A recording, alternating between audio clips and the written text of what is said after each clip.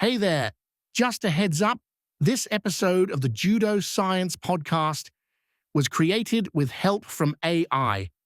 Some of the voices you'll hear are synthetic, but the ideas come from real research and real judo.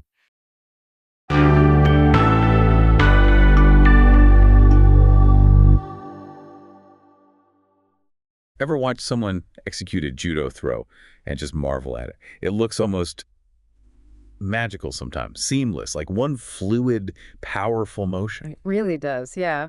But what you're seeing is truly just the visible tip of the iceberg, isn't it? There's this whole complex biomechanical process hidden underneath, a lot of precise physics at play. Right, so much going on behind the scenes. So today on this deep dive, we're going to peel back that surface.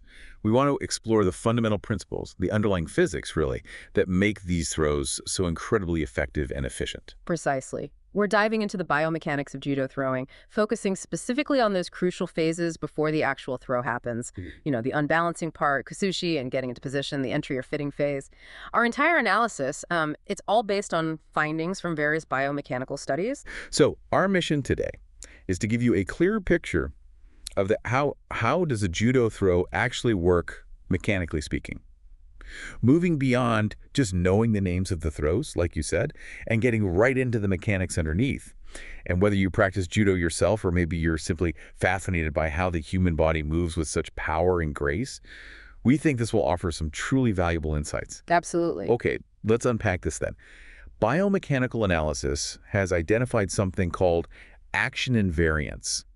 What exactly are these, and, well, why are they important? Okay, so action invariants. They're basically fundamental connected movements that consistently show up. You see them again and again in the unbalancing and entry phases across lots of different throws. Right. Think of them as the foundational building blocks, maybe, the repeatable patterns that underpin judo technique. Building blocks, I like that. And do these invariants fall into different categories? Are there main types we should understand?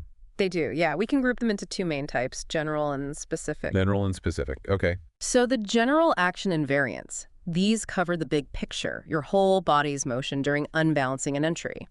Specifically, it's about how you shorten the distance between yourself and your opponent. Closing that gap. Exactly. And research found three main ways this happens. One, shortening the distance directly, so moving straight in without much rotation. Straight line. Two, shortening the distance while executing a significant rotation, anywhere from like a quarter turn up to a full 180 degrees. Okay, pretty good. And three, shortening the distance with more of a partial rotation, maybe less than 90 degrees. Now, it's important to remember these types of angles, they're usually described for athletes starting relatively still. In a real match, things are far more dynamic, much more fluid. Right, constant movement. Yeah. Got it. So that's general. What about specific?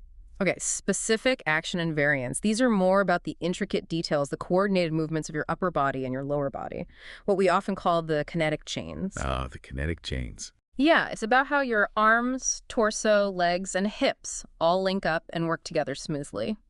They're also about getting the precise posture during unbalancing and entry. These are more tailored to certain types of throws and often contribute to what gives different throws their unique names. So the details that define a specific technique. Exactly. You can break them down further into the upper body chain, arms, shoulders, torso, which usually applies the main force. And the lower body chain legs, hips, which is often crucial for creating a stable base or acting as the fulcrum for the lever. The anchor point. Right. And the really critical thing is that both chains have to work together smoothly in perfect synchronicity. So if I'm understanding this right, the entire throw, from starting the unbalance right through the execution, it feels like one smooth, continuous movement. But looking at it through the lens of these action invariants helps us break down and understand the underlying mechanics better. Exactly. It absolutely is a single, integrated, skilled action. You feel it as one thing. But by looking at it through this lens of general, specific action invariants, you gain a really powerful framework. Instead of just learning individual throws in isolation, you start to see the shared fundamental mechanics underneath. Ah, so you see the patterns. You see the patterns, and that means mastering a general invariant, like, say, shortening distance with rotation, can actually unlock dozens of different throws. It potentially accelerates your learning and definitely deepens your understanding of judo's underlying principles. That makes a lot of sense. Yeah. Okay, this next point is, I think, a game changer for many of us. Unbalancing. or Kuzushi. People always say it's absolutely critical in judo. How does biomechanics view its importance and, well, is it always necessary? Right, Kuzushi. Well, generally speaking, making your opponent lose their balance is indeed pretty key. It's often a prerequisite for most successful throws. But here's where it gets interesting. It's not always a distinct, separate action. Oh, okay. Yeah, some techniques are what we call couple techniques. Couple techniques. These work by applying a balanced pair of opposing forces. Think push-pull. They can actually be effective even without a really obvious, distinct, unbalancing action first, especially if the opponent is already a bit unstable or shifting their weight. So you're taking advantage of their movement. Exactly.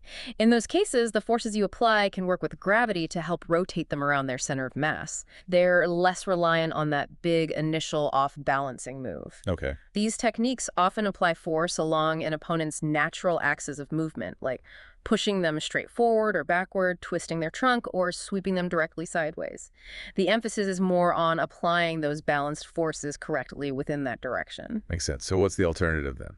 The alternative is physical lever throws. These are quite different. These throws where you use your body, maybe your hip or leg, as a lever, they almost always need both general and specific action invariants to work. So more complex. Often, yes. For these, getting a really precise unbalance is essential. You absolutely need to disrupt their stability to create that leverage point. You can't use a lever effectively if the thing you're lifting is completely stable. Right. You have to destabilize it first. Right. Got to make them unstable to lift them. Exactly. They are often more complex motor skills and tend to use more energy, too. Okay. That distinction is clear. So what about the next critical step, the entry or fitting phase, getting yourself into the perfect position? How does that fit into this idea of action invariance? Right, entry. Moving in and setting up the throw. This is necessary for all types of throws. You always have to enter. Can't throw from distance. Pretty much, no. During this phase, you're doing two main things biomechanically. One, you're shortening the distance, which, as we said, aligns with those general action invariants. And two, you're also establishing the correct body posture to actually execute the throw effectively. Getting set. And for those physical lever throws we just mentioned, the entry phase also involves those specific action invariants, those fine-tuning movements, those unique upper and lower body adjustments that position you just so, preparing you to apply the force effectively. The little details that make the lever work. Precisely. This is really starting to paint a clearer picture of the underlying mechanics. Could we perhaps look at some actual throws and see how these general and specific invariants combine in practice? Absolutely. Let's take an example. You can combine a general movement like that full rotation where you turn your body 180 degrees. Okay, the big turn. With different specific lower body chain actions, particularly how high or low you position your hips and legs relative to your opponent. So if you stay upright during that rotation, it might lead to a standing shoulder throw. If you drop your hips significantly lower during the turn, maybe a drop shoulder throw, say a toshi. Lower center of gravity. Go even lower, perhaps ending up kneeling or seated, and you get a seated shoulder throw. You see, the general invariant, the rotation, provides the broad foundation. The specific invariant, the hip height, provides the precise variation that defines the particular throw. Same basic entry pattern, different throw outcome based on the specifics. Exactly. Or let's say you combine the direct approach, shortening distance straight in, with specific lower body chain movements focusing on how you interact with the opponent's leg. That might give you a foot sweep, duashi barai, or maybe a wheel throw like hizaguruma, or even a circle throw. And combining the partial rotation, say that 0 to 90 degree turn, with lower body chain actions moving bottom up, that could yield classic throws like a body drop, taiotoshi, or a leg wheel, ashiguruma, or a major wheel, oguruma. It really shows how these fundamental patterns combine in countless ways. That's fascinating. And what's really interesting here is that throws like the floating drop, ukiyotoshi, or the corner drop, sumiyotoshi, they often rely very heavily on specific upper body chain invariants. The upper body. Why is that? Well, because there's less direct body-to-body contact. Your foot might just be acting as a small pivot point, maybe not even contacting them much.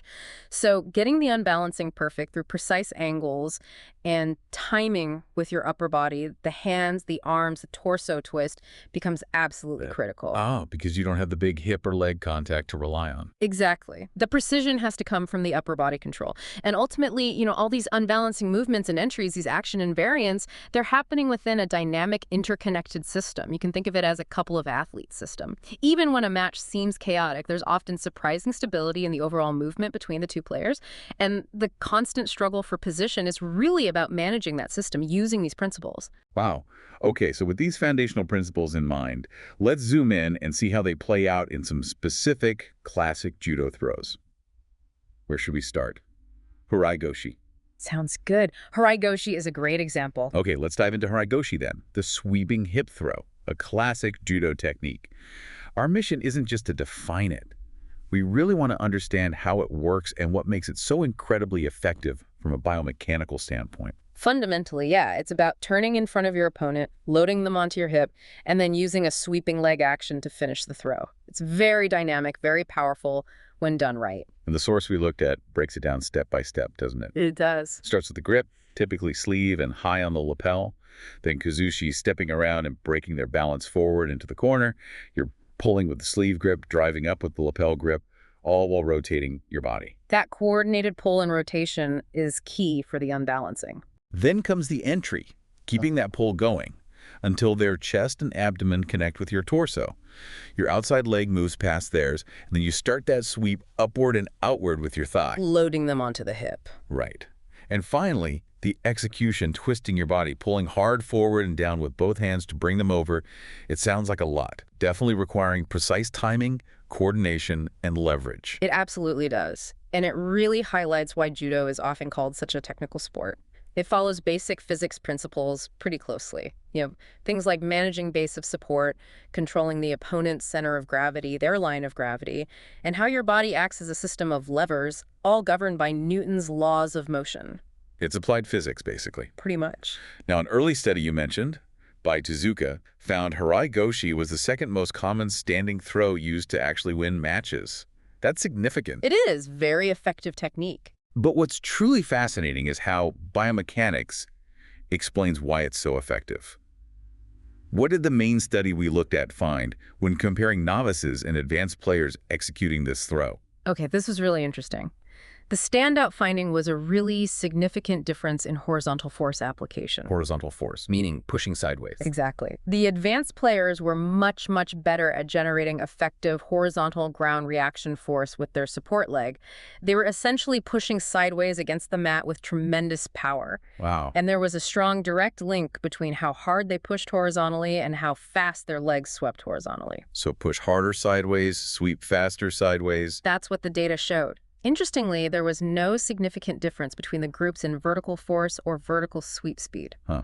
So it's not about lifting up, it's about driving across. That seems to be the key differentiator for advanced players in Harai Goshi, yes. So the core takeaway from that Harai Goshi study is this isn't just about lifting with the hip. It's about generating explosive horizontal power with your support leg and perfectly timing that sideways sweep.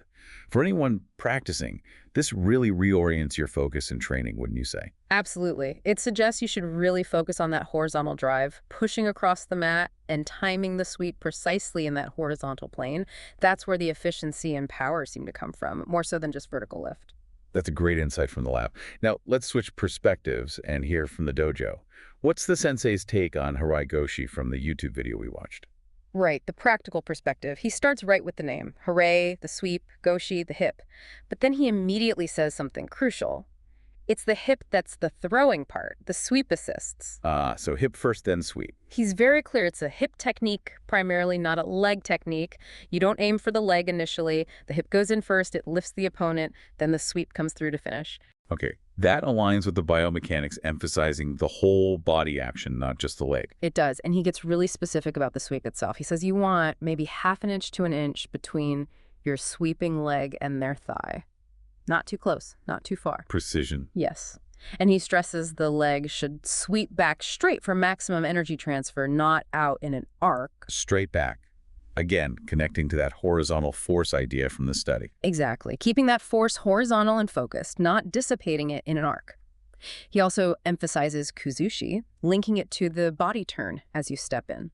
And he offers a neat practical trick for relieving shoulder pressure during the turn by bringing your elbow under their armpit. Little details from experience. Right, and he stresses practice entries, uchikomi, emphasizing fitting in correctly without muscling it. He contrasts it with trying too hard or relying on brute strength. This echoes that core judo idea. It's about leverage and efficiency, not raw power. Using technique over strength. Precisely. And what's fascinating here is he uses the analogy katana deso, like a sword, meaning getting your hip in super tight, really sharp and penetrating, especially when your opponent pushes forward. Cutting-edge hip contact. Kind of, yeah. And he links the traditional formal throwing forms, the kata, to continuous improvement, like a quality improvement process in manufacturing, showing it's a tool for refining technique so it shouldn't require brute strength if done correctly. That's a great connection between tradition and efficiency. Okay, Harai Goshi covered. Let's move on. How about Uchimata? Uchimata, the inner thigh throw. Another classic and biomechanically quite interesting. All right, next we're going to unlock what truly makes Uchimata tick at the expert level. We've got some solid research to lean on here, too. Yes, our first study looked at the preparation phase for Uchimata, analyzing how skilled players set it up compared to less skilled ones using motion capture technology. They really wanted to see the subtle differences that separate, good from great in that initial movement. Okay, the setup. What was the big difference then between the high-skilled and low-skilled judokas in that critical setup phase? Here's a key finding. The high-skilled group had significantly greater peak angular velocity in their legs. Angular velocity, so faster leg movement, rotationally. Faster rotational speed in the legs, yes. This strongly suggests that the initial powerful drive for the throw, that first explosive move to break balance, is really coming from the lower body. Interesting. So it's not just about whipping your arms around to get the momentum going? Doesn't seem to be, no. At least not primarily in that initial phase. That powerful leg drive seems directly linked to another finding. The high-skilled judokas also showed a significantly higher peak velocity of their center of mass moving forward. Moving forward faster overall. Exactly. They're truly committing their body weight forward aggressively, closing the distance to their opponent with real speed and intent. Like a projectile. And what was the impact of that powerful leg drive and forward velocity on the opponent? Did the study show how that affected their stability? It certainly did. The data back that up, too. The high-skilled group generated significantly greater peak angular momentum in the receiver's trunk. Making the opponent spin more, basically. Pretty much. Meaning they were literally better at making the opponent unstable right from the start, twisting and disrupting their balance much more effectively. So it's that combo. Fast leg drive, creating forward momentum and causing trunk rotation in the opponent. That seems to be the recipe. So the big takeaway from this study is that for Uchimata, it's not just about rotation in place, it's that fast forward drive powered by the legs that really defines an effective setup. Less skilled people might be focusing too much on the twist without that initial explosive push forward. Right, just trying to turn without driving in. Exactly. And this swift forward movement towards the opponent is absolutely vital. It prevents them from adjusting their stance or countering your attack. Speed closes the window of opportunity. Okay, that paints a really clear picture of the thrower setup phase. But what about the opponent's role? You mentioned a second study looked at how the opponent's posture changed things, right? What did they find? Yes.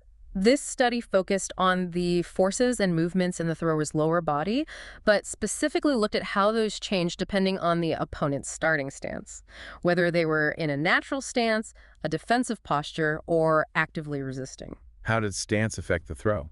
Well, the fastest throws happened against that natural upright stance. They took only about 0.64 seconds on average. Wow, quick. Very quick, which highlights the importance of timing and surprise, catching them before they brace.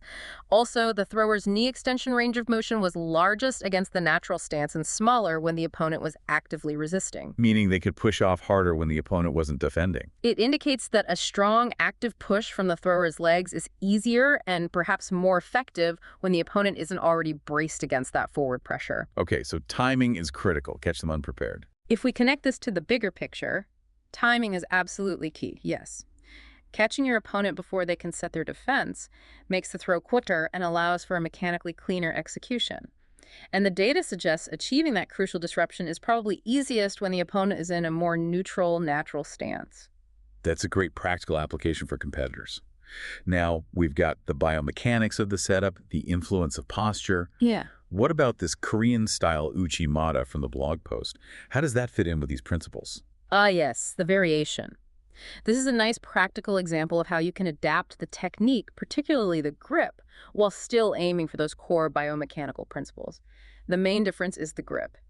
It uses both hands on the opponent's lapels, often with the second hand pulling up sharply under the arm or on the collar. Double lapel grip. Yeah. So even though the grip is different, that sharp upward pull sounds like it's doing exactly what the first study talked about, right? Disrupting their posture, messing with their center of mass, creating that initial instability. You've got it. Precisely. It's another method to achieve that initial off-balancing. You're using that double lapel grip to forcefully break their posture upwards, maybe slightly forwards as well, making them vulnerable to the leg sweep that follows. Different tool, same job. Essentially, yes. It shows there's definitely room for creativity and variation in judo as long as you understand the underlying mechanics you're trying to exploit. Different grips can set up the same fundamental principles. Fascinating stuff on Uchimata. Shall we tackle Osoto Gari next? Let's do it. Osoto Gari, the major outer reaping, another cornerstone technique. Okay, Osoto Gari. Today, we're really getting into this classic judo throw. We want to understand the biomechanics, what actually makes it work effectively at a high level.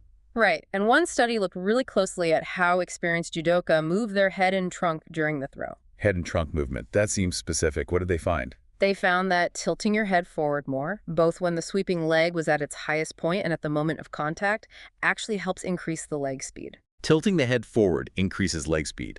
How does that work? That does make visual sense. You're looking right where you need to go. But mechanically, they called it a jackknife effect, right? Exactly, the jackknife effect. Tilting your head forward quickly helps lower your body's moment of inertia. A moment of inertia. Resistance to rotation. Yes, basically it's resistance to rotating. It's like a figure skater pulling their arms in to spin faster. Less resistance means you can rotate faster, build up more angular momentum, and transfer that power efficiently to the leg sweep. Conservation of angular momentum. Precisely.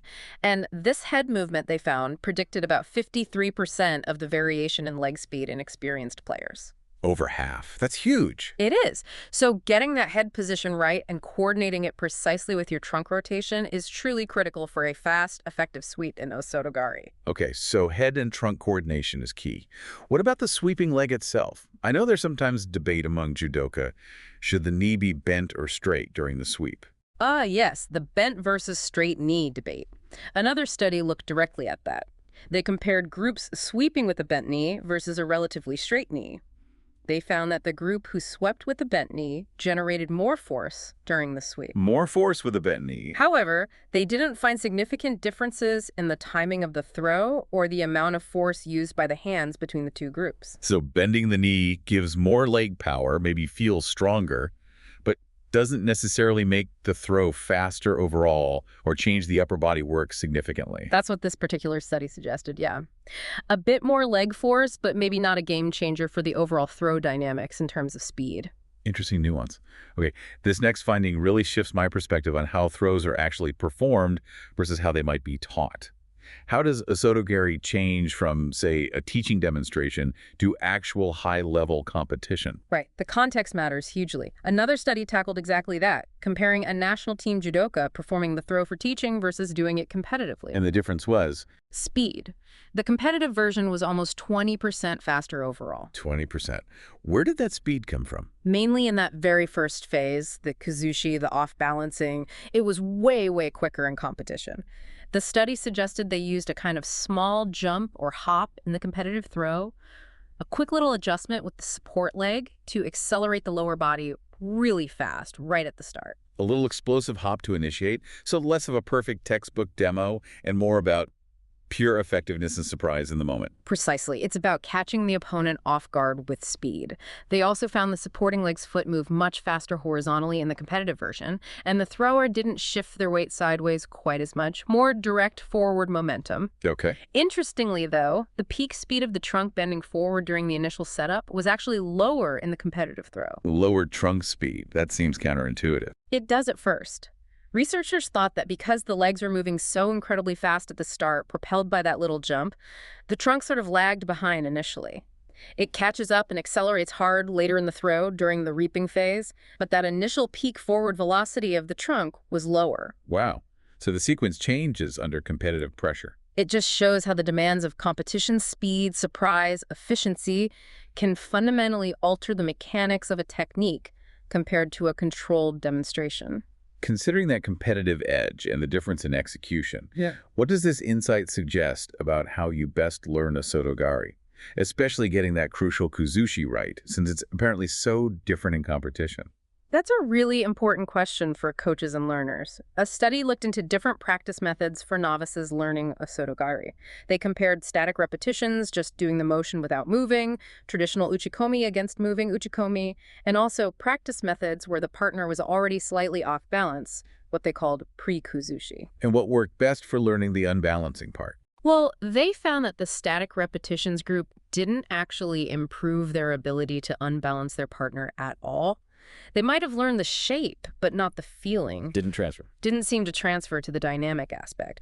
But the other groups, the moving uchikomi, and both the whole and parts practice that included that pre-Kuzushi, they did improve both their movement execution and their ability to actually create that unbalance. So practice needs movement and that feeling of disruption. Exactly. It reinforces the idea that practice needs to involve dynamic movement and that feeling of actually disrupting someone's balance to truly learn the whole skill, especially the critical Kuzushi component. Static drills alone might not cut it. Makes sense. Learn it how you'll use it. Pretty much.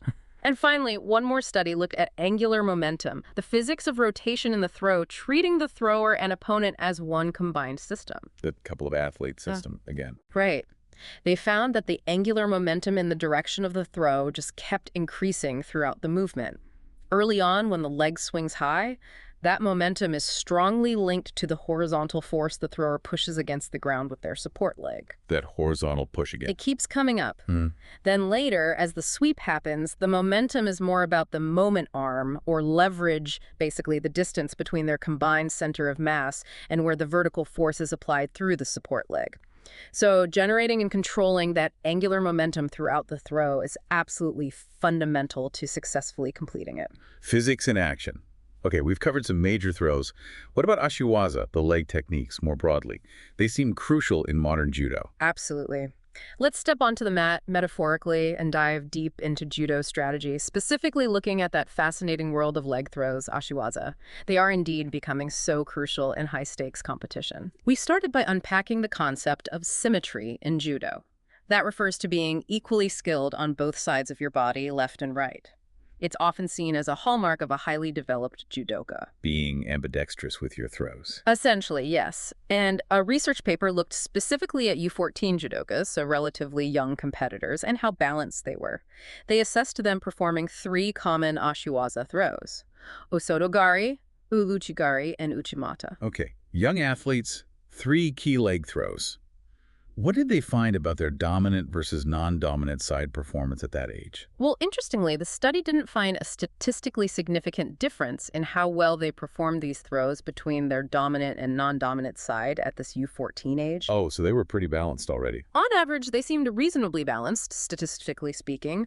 However, there was a trend. Scores tended to be a bit lower when they used their left side, which is often the non-dominant side for many people. A slight leaning towards the dominant side, but not huge yet. Not huge yet, exactly. And were there any throws these young athletes were particularly good at, or perhaps struggled with more regardless of side? Yes, definitely. Osoto Gari consistently got the best scores across the board. Okay, the major outer reaping. While Uchimata consistently received the lowest scores. Ah, Uchimata again.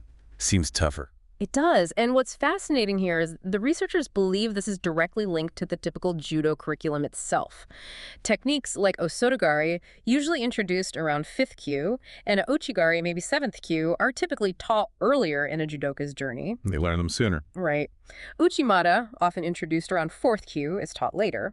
And as we discussed, it's just a more complex movement biomechanically. It demands more coordination, more strength, better balance, and really precise timing, so it naturally takes more time and consistent effort to master. So the curriculum progression likely explains the skill difference at that age. That's the hypothesis, yes. This naturally leads me to wonder about the long-term impact.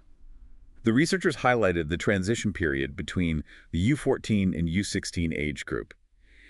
Is that when those significant differences in performance between the dominant and non-dominant sides really start to show up more strongly? They often do, yes. As training intensity increases and maybe athletes start specializing more, those imbalances can become more pronounced if not addressed. This really emphasizes the critical importance of developing those non-dominant side skills early. Getting that good balanced foundation in those younger years is key. Because later on, it's going to be much harder to correct and catch up. Exactly. Building that symmetry early pays dividends later. Okay, good advice for coaches and young players. So, stepping back, what's the underlying biomechanical principle that connects all these different Ashiwaza techniques, despite their individual variations? At their core, it's all about using your foot, calf, or thigh to either hook, reap, or sweep your opponent's foot or leg. That's the common thread. Interfering with their base. Right. The key difference between techniques usually comes down to the direction of the force, the point of contact, and how much force is needed.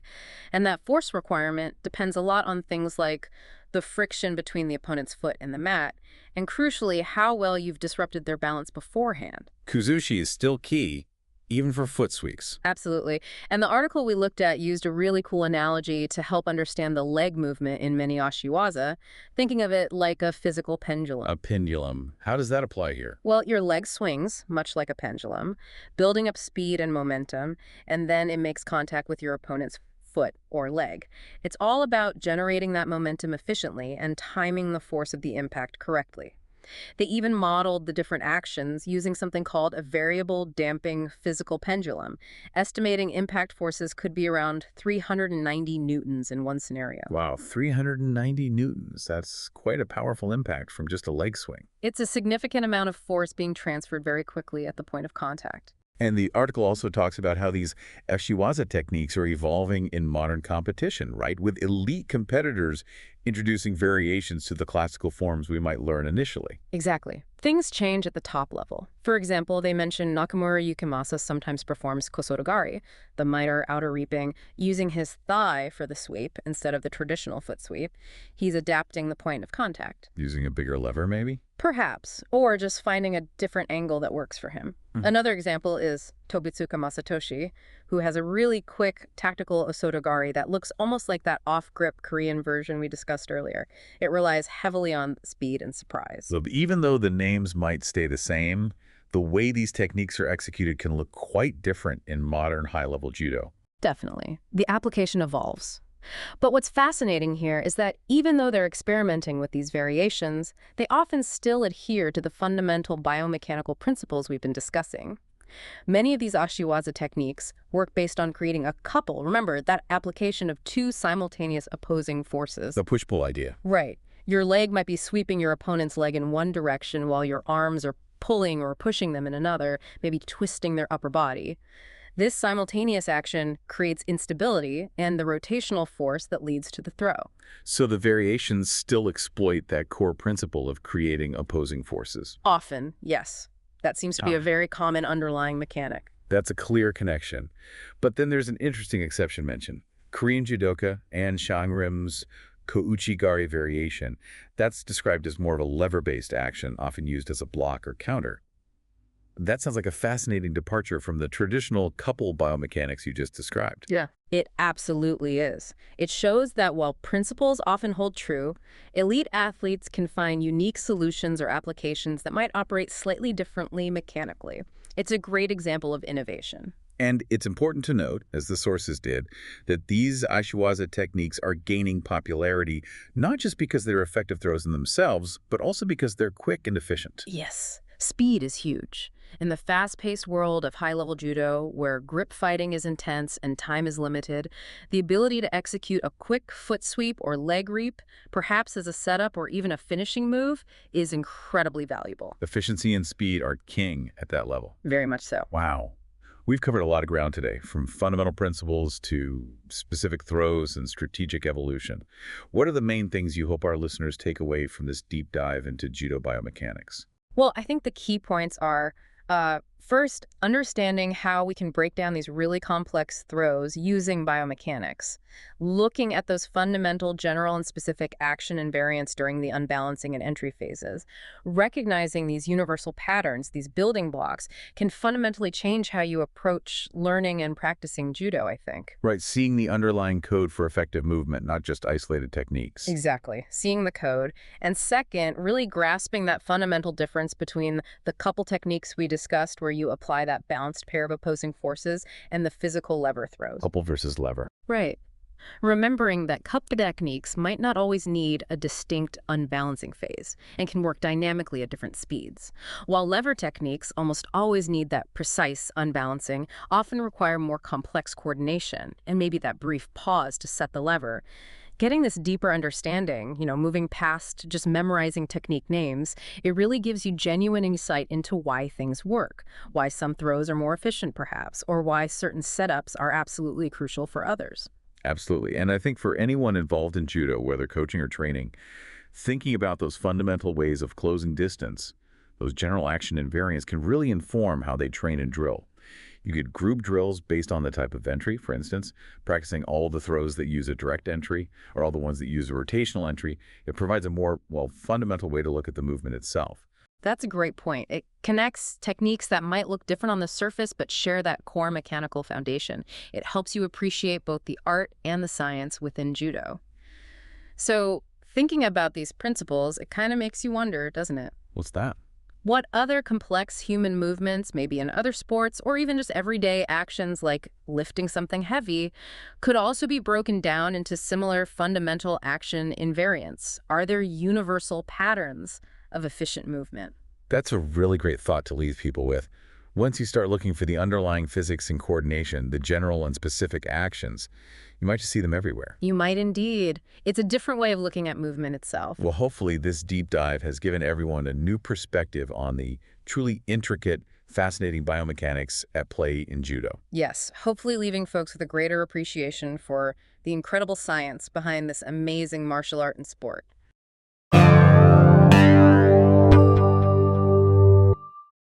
Next time on the Judo Science Podcast, Episode 10, Beyond the Dojo, how martial arts can shape your personality and reduce anxiety.